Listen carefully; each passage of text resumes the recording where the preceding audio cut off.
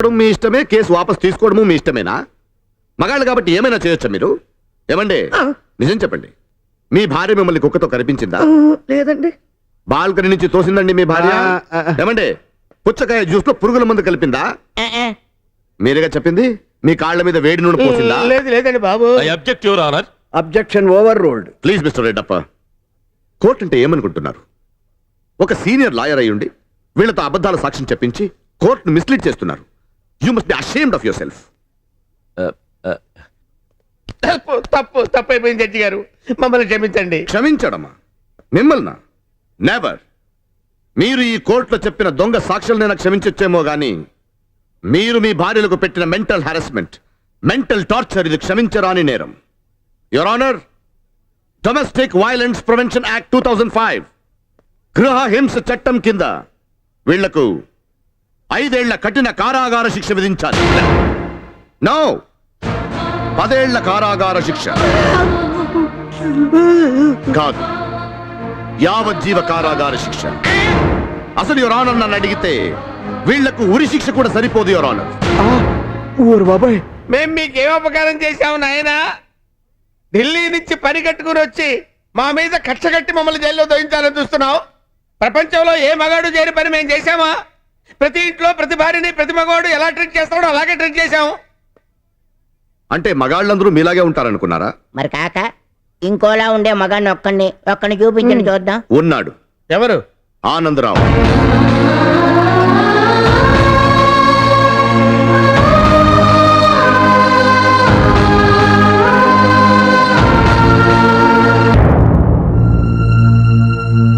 ఏంటలా షాక్ అయి చూస్తున్నారు?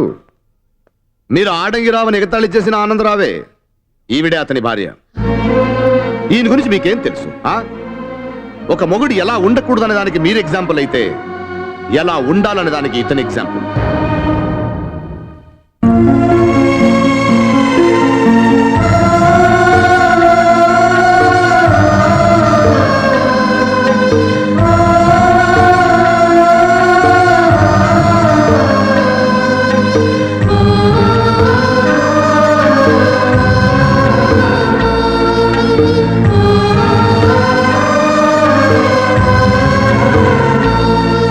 పెద్ద చదువులు చదివారు, పెద్ద పెద్ద ఉద్యోగాలు చేస్తున్నారు, కానీ పక్కనున్న భార్య విలువ తెలుసుకోలేకపోయారు. ఒక ఆడదాని మనసు అర్థం చేసుకోలేకపోయారు. జీతం మొత్తం తన చేతిలో పెట్టమంటుంది, నగలు చేయించమంటుంది, తన పేరు మీద ఆస్తులు కొనమంటుంది. నా పెళ్ళానికి ఎక్కడ లేని దురాచాన్ని మీలాంటి చాలా మంది మొగుళ్ళు తమ భార్యల గురించి తప్పుగా అనుకుంటుంటారు. కానీ నిజమేంటో తెలుసా? ఒక భార్య జీతం ఇమ్మనేది డబ్బు దుబారా కాకుండా ఉండడం కోసం. బంగారం కొనమనేది రేపు కూతురు పెద్దదయ్యాక దాని పెళ్లి కోసం. ఆస్తులు కొనమనేది బిడ్డల భవిష్యత్తు కోసం, వృద్ధాప్యంలో ఓ భరోసా కోసం. ప్రతి దానికి నా మీద ఆధారపడకుండా మీ పనులు మీరు చేసుకోండి ఒక భార్య ఒక భర్తతో చెప్తుందంటే దానికి కారణం ఓ ఆడదాని సోమారితనం, గయ్యాలితనం కాదు. తన భర్త కన్నా ముందు తన భర్త చేతుల్లో పునిస్త్రీగా కన్నుమూయాలని కోరుకునే భార్య ఎక్కడ తను కన్ను మూశాక తన భర్త తన పనులు చేసుకోవడం తెలియక చేసి పెట్టే మనిషి లేక వృద్ధాప్యంలో నరకం అనుభవిస్తాడేమో అనే ముందు చూపు, మొగుడి మీరుండే మమకారం, అష్టైశ్వర్యాలను ఒకవైపు ఉంచి భర్తనొక్కడే మరోవైపు ఉంచితే నాకు భర్త మాత్రమే చాలు అని తృప్తి పడుతుంది. అది భార్య. సృష్టిని నడిపించే సూర్యుడు చంద్రుడు కూడా రోజుకు 12 గంటలే పనిచేస్తారు. కానీ పని గంటలు, సెలవులు, జీతం, overtime, TA, DA, HRA, festival అడ్వాన్స్లు, లోన్లు, బోనస్లు ఏమీ లేకుండా 24 గంటలు 365 రోజులు అలుపు సొలుపు లేకుండా అహర్నిశలు కష్టపడేది మీ భార్య. ఇలాంటి చాలా మంది మగాళ్ళు పెళ్ళైన ఏడాది తిరగకుండానే నా భార్యను తల్లిని చేశారని గొప్పలు చెప్పుకుంటారు. కానీ మీకు తెలియదేంటంటే పెళ్ళైన ఏడాదికి కాదు, పెళ్లి మండపంలో తన భర్తతో 7 అడుగులు నడిచిన మరుక్షణమే ఓ భార్య తల్లవుతుంది. ఎందుకంటే ప్రతి ఆడది తన మొగుడిలోనే తన తొలి బిడ్డను చూసుకుంటుంది. ఒక బిడ్డకు తల్లి సేవలు చేసినట్టు సేవలు చేస్తుంది. దేవుడి కోసం గుళ్ళు, గోపురాలు, చర్చిలు, మసీదులు ఎళ్ళక్కర్లేదు. మీ నట్టింట్లో మీ కళ్ళ ముందుండే మీ భార్యే నిజమైన దేవత. భార్యను గౌరవిస్తే భగవంతుని పూజించినట్టే. అంత గొప్ప భార్య విలువ తెలుసుకోకుండా చేయకుండా తప్పు చేసిన వీళ్ల గురించి మీరు చెప్పే తీర్పు మిగతా వాళ్లకు గుణపాఠం కావాలి your honour.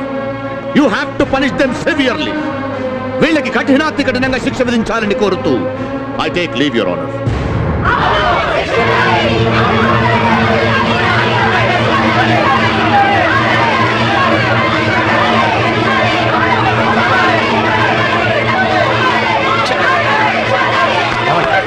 Order order. Mister Prakash వాదనతో ఏకీభవిస్తూ ఎన్ని చట్టాలొచ్చినా ఇంకా ఈ ఆడవాళ్లకు అన్యాయాలు జరుగుతూనే ఉన్నాయని నమ్ముతూ ఈ కేసు పూర్వాపరాలు పరిశీలించిన జడ్జి గారు, మా భర్తలు మాట్లాడారు, లాయర్లు మాట్లాడారు, అందరూ మాట్లాడారు. మేం మాట్లాడొచ్చునా? మాట్లాడండి అమ్మా. మేం కోర్టుకొచ్చింది విడాకుల కోసం కాదు, నష్టపరిహారం కోసం కాదు, వాళ్ళని శిక్షించడం కోసం కూడా కాదండి. మా కాపురం నిలబెట్టుకోవడం కోసం, మా పిల్లల భవిష్యత్తు కోసం వచ్చామండి. సార్, తెలుసో తెలియకో వాళ్ళు తప్పు చేశారు. ప్లీజ్ సార్, వాళ్ళు క్షమించి వదిలిపెట్టేయండి సార్. Please sir. సార్, వాళ్ళకు కూడా మమ్మల్ని దూరం చేసుకోవాలని ఉండదండి. మేము మగాళ్ళం కదా, మా భార్యల మీద పెత్తనం చేస్తే ఏమని ఒక చిన్న లోకం తప్ప వాళ్ళ దుర్మార్గులు కాదండి. ₹1 కాదు, 100 కోట్లు ఇచ్చినా నాకొద్దు. నాకు నా భర్తే కావాలి. నేను ఇలా అంటున్నది ఆయన లేకుండా నేను బ్రతకలేనని కాదండి. నేను లేకుండా ఆయన బ్రతకలేరండి. తండ్రి పిల్లోడండి నా భర్త. నేను లేకుండా ఆయనకు ఒక్క క్షణం కూడా జరగదు. నేను కన్ను మూసేదాకా నా కంటికి రెప్పలా ఆయన్ని కాపాడుకోవాలి. అదే నాకు కావాలి, అదే నాకు కావాలి.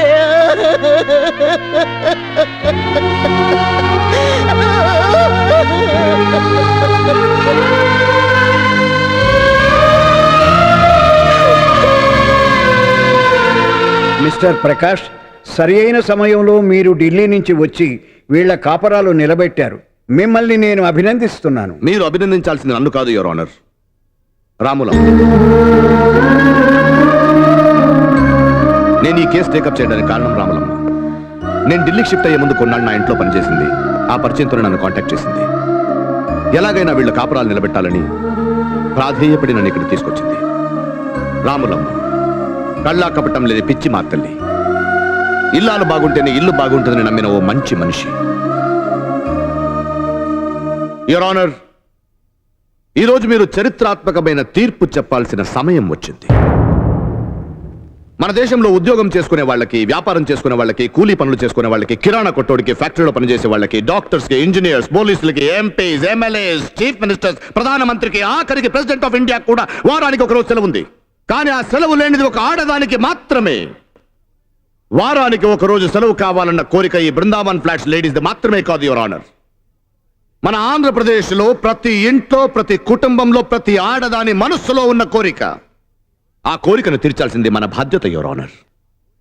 వారానికి ఒక్కరోజు సెలవు డిక్లేర్ చేయాలని మీరు గవర్నమెంట్కు రికమెండ్ చేయాలి. ఒక కొత్త చట్టం తీసుకురావాలి. అదే ఆదివారం ఆడవాళ్లకు సెలవు. I totally agreed with you. నాకున్న జ్యుడిషియల్ పరిధిలో నేను ఈ నిర్ణయం తీసుకుంటున్నాను. దీన్ని ఎవరు సవాలు చేసినా సరే ఈ రోజు నుంచి ఆదివారం ఆడవాళ్లకు సెలవు. ఎలా ఉన్నావు అని అడుగుతున్నాను అంతే. వస్తున్నాను. గోకు, ఆ, ఏం లేదు, నువ్వు షాపింగ్ వెళ్తా అన్నావు కదా. పావడం కాదు గోకో, నువ్వు షాపింగ్ వెళ్తా అన్నావు కదా, ఏ కలర్ సారీ కొంటావా అని. నేను కూడా వెళ్దాం బజార్ కని. ఏ జాలే వెళ్ళు. వెళ్తాను ఇప్పుడే. పాడేదని నామమే గోపాల హృదయములోనే.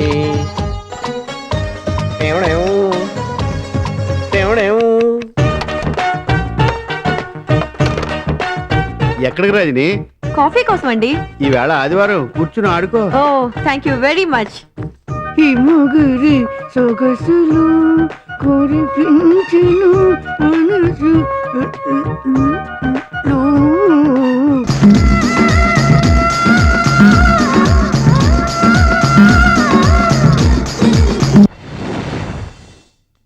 భార్య, భర్త, ఎవరు పెద్ద, ఎవరు చిన్న, ఎవరు ఎక్కువ, ఎవరు తక్కువ, ఎవరు ఎవరిపై పెత్తనం చెయ్యాలి, ఇదే ఈనాటి భార్యాభర్తల మధ్య రగులుతున్న కార్చిచ్చు. అందుకే భార్యాభర్తల మధ్య స్పర్ధలు. అసలు భార్యాభర్తలంటే ఇద్దరు మనుషులు, ఒకటే జీవితం, రెండు శరీరాలు, ఒకటే ప్రాణం. ప్రపంచాన్ని జయించిన అలెగ్జాండర్ కంటే, హింసను వదిలి అహింస వైపు అడుగులు వేసిన అశోకుడి కంటే, ఆయుధం పట్టకుండా స్వతంత్రాన్ని సాధించిన మహాత్ముడి కంటే గొప్పవాడు ఎవరో తెలుసా? తన భార్యను ప్రాణంగా చూసుకునే భర్త.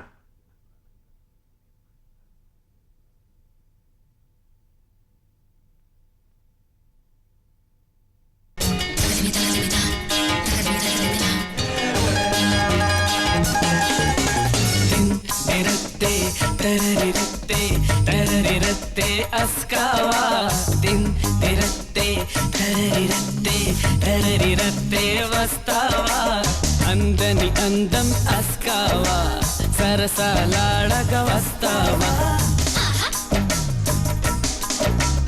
అందని అందం అస్కావా,